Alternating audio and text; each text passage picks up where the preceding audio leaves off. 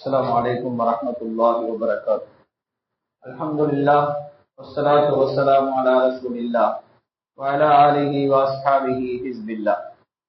கண்ணியத்திற்குரிய அல்லாஹ்வின் அடியார்களே, நாம் நபிகள் நாயகம் ஸல்லல்லாஹு அலைஹி வஸல்லம் வரலாற்றை தொடர்ந்து 11வது நாளாக நாம் கேட்டுக்கொண்டிருக்கிறோம்.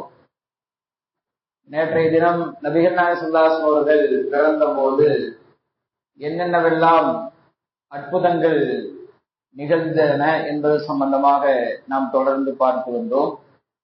அதிலே இப்லீஸ் ஒப்பாரி வைத்து அழுததும் நபிகள் நாயகம் ஸல்லல்லாஹு அலைஹி வஸல்லம் அவர்களுடைய பிறப்பின் சமயத்திலே நடந்தது. அதிலே இப்னு ஹாத்தம் ரலியல்லாஹு அன்ஹு அவர்கள் அறிவிக்கிறார்கள், இக்ரிமா ரலியல்லாஹு அன்ஹு அவர்கள் மூலமாக, அதாவது இப்லீஸ் கால இப்லீஸ் லம்மா வலத ரசூலுல்லாஹி ஸல்லல்லாஹு அலைஹி வஸல்லம், நாயகம் ஸல்லல்லாஹு அலைஹி வஸல்லம் அவர்கள் பிறந்த போது இப்லீஸ் சொன்னான், லக்கத் வலதல் லைலத வலதுன் யுஃப்ஸிது அலைனா அம்ருனா, நம்முடைய காரியங்களை எல்லாம் குழப்பமாக்குகிற வீழ்த்துகிற ஒரு குழந்தை இன்றைய இரவிலே பிறந்திருக்கிறது என்று இப்லீஸ் சொன்னான். அவனுடைய பட்டாளங்கள் எல்லாம் சொன்னார்கள், லவ் தஹப்த இலைஹி ஃபஹபல்தஹு, நீ அந்த குழந்தையிடத்துல சென்று அந்த குழந்தையை அழித்து விடலாமே, குழப்பத்திலே ஏற்படுத்தலாமே என்று சொன்னார்கள். பலம்மா தனாமின் ரசூலுல்லாஹி ஸல்லல்லாஹு அலைஹி வஸல்லம், அந்த இப்லீஸ் நாயகம் ஸல்லல்லாஹு அலைஹி வஸல்லம் அவர்களை நெருங்கிய போது பஅஸல்லாஹு, அல்லாஹ் அனுப்பினான், ஜிப்ரீல் அலைஹிஸ்ஸலாம் அவர்களை அல்லாஹ் அனுப்பினான்.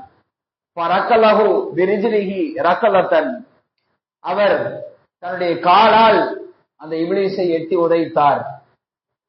ஃபவகஅ பி அதன், அவன் ஏடன் நாட்டில் போய் விழுந்தான் என்பதாக ஹதீஸிலே பதிவு செய்யப்பட்டிருக்கிறது.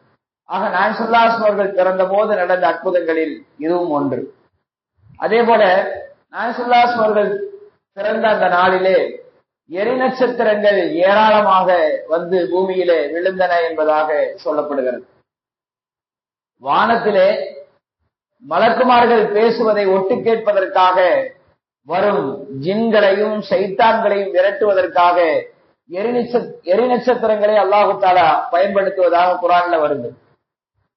வஇன்னா குன்னா வஅன்னா குன்னா நகூது மின்ஹா மகாயிதல் லிஸ்ஸம் ஃபமன் யஸ்தமில் ஆன யஜித் லஹு ஷிஹாபர் ரஸதா, அல்லாஹ் சொல்வான், ஜின்கள் பேசியதாக, நாம போய் சைத்தான்கள் பேசியதாக நாம் போய் வானத்திலே ஒட்டு கேட்பதற்காக அமர்ந்திருப்போம். அந்த நேரத்திலே நமக்கு என்ன கிடைத்தது என்றால் எரி நட்சத்திரங்கள் தான் நம் மீது வந்து விழுந்தன என்று சைத்தான்கள் பேசியதாக குர்ஆன் கூறுகிறது. ஆக நபிகள் நாயகம் ஸல்லல்லாஹு அலைஹி வஸல்லம் பிறந்த அந்த நாளிலே எரி நட்சத்திரங்கள் ஏராளமாக இந்த பூமியிலே வந்து விழுந்தன என்பதாக தகவல் தெரிவிக்கப்படுகிறது. அடுத்ததாக நபிகள் நாயகம் ஸல்லல்லாஹு அலைஹி வஸல்லம் பிறந்த அந்த நாளிலே மக்காவிலே ஒரு யூத வியாபாரி இருந்தார். நாயகம் ஸல்லல்லாஹு அலைஹி வஸல்லம் அவர்கள் திங்கட்கிழமை அதிகாலை பிறக்கிறார்கள். பிறந்த உடனே அவன் கொஞ்ச நேரத்துல காலை ஒரு 7 மணி 8 மணிக்காக அங்க மக்காவின் வீதிகளில வந்து ஒவ்வொருவரிடத்தெல்லாம் கேட்கிறார், இன்றைக்கு ஏதாவது ஒரு அதிசய குழந்தை பிறந்ததா, இன்றைக்கு ஏதாவது அதிசய குழந்தை பிறந்திருக்கிறதா என்று எல்லோரிடத்திலும் கேட்கிறார். யாரும் எங்களுக்கு தெரியல என்று சொல்கிறார். இல்லை, நிச்சயமாக ஒரு அதிசய குழந்தை பிறந்திருக்க வேண்டும் இன்றைக்கு என்று எப்படியோ விசாரித்து தெரிந்துவிட்டு பெருமானார் ஸல்லல்லாஹு அலைஹி வஸல்லம் அவர்கள் பிறந்த அந்த செய்தியை கேட்டு அந்த குழந்தையை வந்து பார்க்கிறார். அவனுடைய முதுகிலே ஒரு முத்திரை இருக்க வேண்டுமே என்று பெருமானார் ஸல்லல்லாஹு அலைஹி வஸல்லம் முதுகிலே அந்த முத்திரை இருப்பதை பார்த்துவிட்டு அவன் மயங்கி விழுந்தான் என்பதாக வரலாற்று ஆசிரியர்கள் பதிவு செய்கிறார்கள். மயங்கி விழுந்தான். மயக்கத்திலிருந்து அவனை எழுப்பிவிட்டு கேட்டவர்கள் அவர் சொன்னான், அந்த பிறக்க வேண்டிய கடைசி நபி பனு இஸ்ரவேலர் சமுதாயமாக எங்கள் சமுதாயத்திலே பிறக்கும் என்று எதிர்பார்த்து கொண்டிருந்தேன், இப்போது குறைஷி இனத்திலே இவர் பிறந்து விட்டாரே என்று அவன் தன்னுடைய தலையிலேயே மண்ணை வாரி போட்டுக்கொண்டு அவன் சென்றான், தலையில அடித்துக் கொண்டு ஓடினான் என்பதாக வரலாற்றில் பதிவு செய்யப்பட்டிருக்கிறது. அடுத்ததாக நாயகம் ஸல்லல்லாஹு அலைஹி வஸல்லம் பிறந்த அந்த நாளிலே பாரசீக மன்னனுடைய பிரம்மாண்டமான கோட்டை, அதிலே 14 கலசங்கள் மாத்திரம் பெருமானார் ஸல்லல்லாஹு அலைஹி வஸல்லம் பிறந்த அந்த நாளிலே இடிந்து விழுந்தது. அதே போல பாரசீகர்கள் 1000 வருடமாக அணையாத ஒரு நெருப்பை வணங்கிக் கொண்டிருந்தார்கள். அணையாத ஒரு நெருப்பை வணங்கிக் கொண்டிருந்தார்கள். அந்த நெருப்பும் பெருமானார் ஸல்லல்லாஹு அலைஹி வஸல்லம் பிறந்த அந்த நாளிலே அணைந்து போனது. அணையாத நெருப்பு 1000 வருடமாக. அதே போல ஜெருசலத்திலே ஒரு சாவா என்கிற ஒரு நதி வற்றாது ஓடிக்கொண்டிருந்த அந்த நதி பெருமானார் ஸல்லல்லாஹு அலைஹி வஸல்லம் பிறந்த அந்த நாளிலே அது வற்றி போய்விட்டது. மக்கள் எல்லாம் ஆச்சரியப்பட்டார்கள். என்னடா, பாரசீக நாட்டில் இருக்கிற அந்த மன்னனின் பிரம்மாண்டமான கோட்டையின் 14 கலசங்கள் இழிந்து விட்டது. பாரசீகர்கள் வணங்கி வந்த நெருப்பு, அவர்கள் கடவுளாக நினைத்து வணங்கிக் கொண்டிருந்தார்கள் அந்த நெருப்பை, அது அணைந்து போய்விட்டது. சாவா என்கிற வற்றாத நதி வற்றி போய்விட்டது. மக்கள் எல்லாம் இந்த அதிசயம் எப்படி நடந்தது, இது அந்த அதிசய குழந்தையின் காரணமாக நிகழ்ந்தது. மரியாதைக்குரியவர்களே, பாரசீக நாட்டினுடைய அந்த மன்னனின் 14 கலசங்கள் மாத்திரம் ஏன் விழுந்தது என்றால், பாரசீக அந்த ஆட்சியாளனுடைய பரம்பரை 14 அரசுகளோடு முடிந்துவிடும் என்பதை உணர்த்துவதற்காக இந்த நிகழ்ச்சி அல்லாஹ் நிகழ்த்தி காட்டினார். நாயகம் ஸல்லல்லாஹு அலைஹி அவர்கள் வாழ்ந்த காலத்திலேயே பாரசீக மன்னர்கள் 10 பேர் இறந்து போனார்கள். அடுத்தடுத்து 10 மன்னர்கள் இறந்து போய்விட்டார்கள்.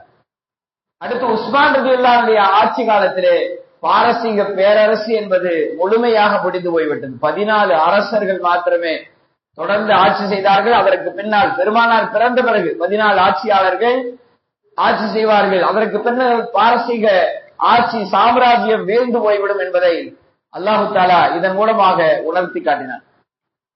மரியாதைக்குரிய குர்ஆன்ல ஒரு வசனம் வருது. அல்லாஹ் சொல்றான், அலிஃப் லாம் மீம் குலிபத்திர் ரூம், அதாவது ரோம பேரரசு வெற்றி கொள்ளப்பட்டது. ரோமர் பேரரசு தோல்வி அடைந்தது. பாரசீக பேரரசோடு ரோம பேரரசு மோதியது.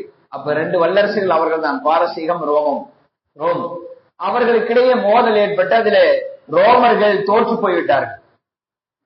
அல்லாஹ் சொல்றான், வஹும் மின் பாதி கலபிஹிம் சயக்லிபூன், இந்த பாரசீகர்கள் தோற்று போவார்கள், ரோமர்கள் வெற்றி பெறுவார்கள் என்று அல்லாஹ் சொன்னான்.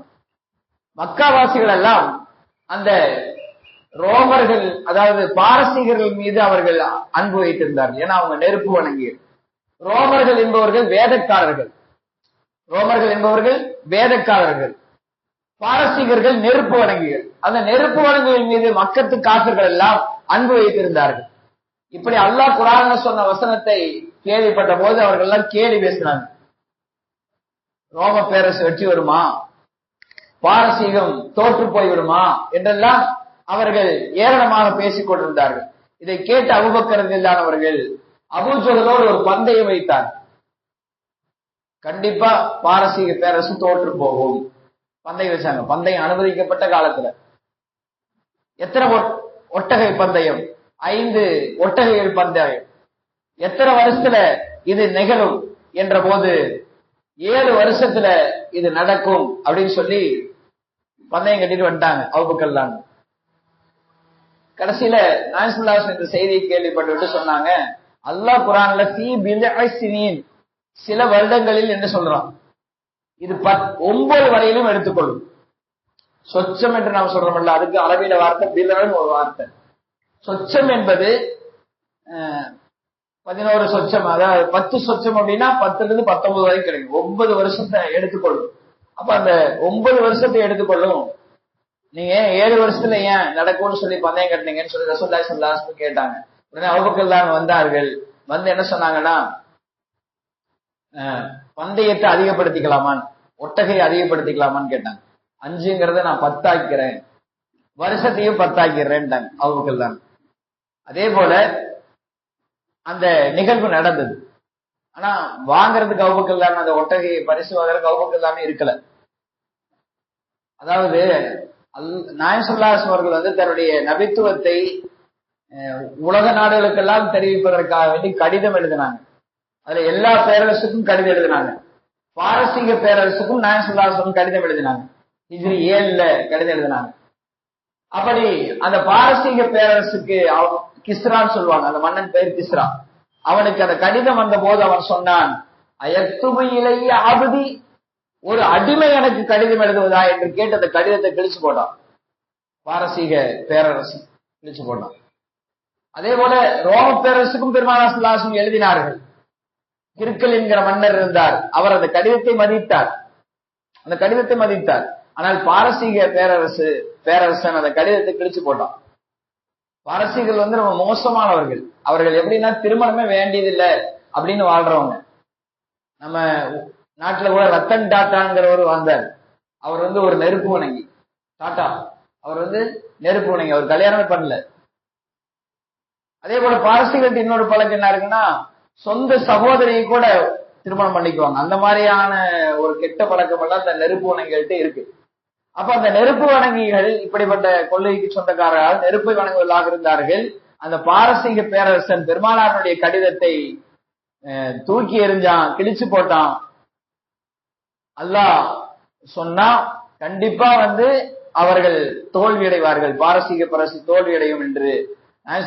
ஹிஜ்ரி 7ல கடிதம் எழுதினாங்க, 13ல அது நடந்துச்சு. பாரசீக பேரரசே இல்லாம போச்சு. சுத்தமா அழிஞ்சு போச்சு. எத்தனை வருஷமா? கிட்டத்தட்ட 400 ஆண்டுகளாக ஆட்சி செய்திருந்த அந்த பேரரசு வீழ்ந்து போனது. ரோம பேரரசு 600 வருஷத்துக்கு மேலாக அவர்களுடைய ஆட்சி தொடர்ந்தது என்று நாம் பார்க்கிறோம். ஆக பெருமானார் ஸல்லல்லாஹு அலைஹி வஸல்லம் அவர்கள் பிறந்த சமயத்திலே இதுவெல்லாம் நடந்தது.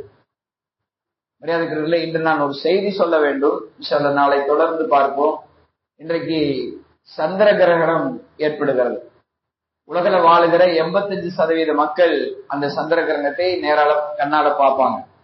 அது நைட்டு 9 மணியிலிருந்து இரவு 2:30 மணி வரைக்கும் அந்த சந்திர கிரகணம் இருக்குது. தமிழ்நாட்டை பொறுத்தவரையில 9 மணியிலிருந்து நமக்கு 10 மணியிலிருந்து 11:30 வரைக்கும் அந்த சந்திர கிரகணத்தை நம்ம கண்ணால பார்க்க முடியும். கிரகணம் அப்படிங்கிறது எப்ப நடக்குது அப்படின்னு சொன்னா, சந்திரன், பூமி, சூரியன் எல்லாம் சுற்றி கொண்டிருக்கிற போது, மூன்றுமே ஒரே நேர்கோட்டுல வருகிற போது கிரகணம் ஏற்படுகிறது. மூன்றுமே ஒரே நேர்கோட்டுல.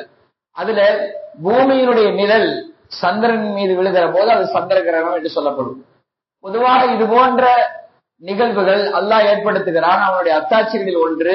இது போன்ற வழக்கத்திற்கு மாறான நிகழ்வுகள் நடக்கிற போது பெருமானார் ஸல்லல்லாஹு அலைஹி அவர்கள் துஆவிலே, தொழுகையிலே அவர்கள் ஈடுபடுவார்கள் நாம் பார்க்கிறோம். காற்று வேகமாக அடித்தால் கூட நபியுடைய முகம் மஞ்சளித்து போய்விடும்.